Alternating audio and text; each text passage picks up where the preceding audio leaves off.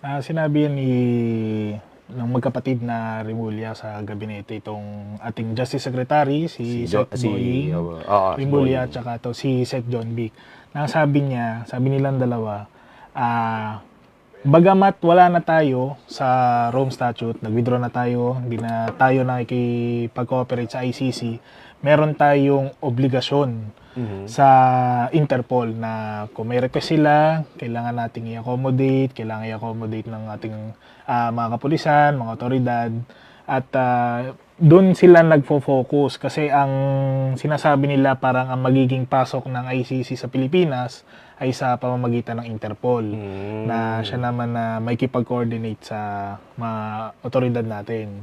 Ang tanong dyan, kung mag-iimbestiga ang Interpol, ano ba ang kaso?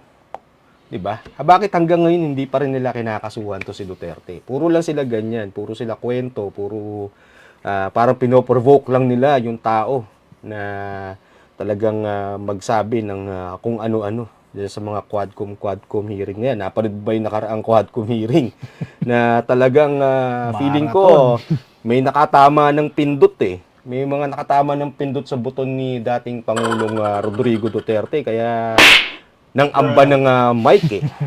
Talagang mainit ang dugo eh.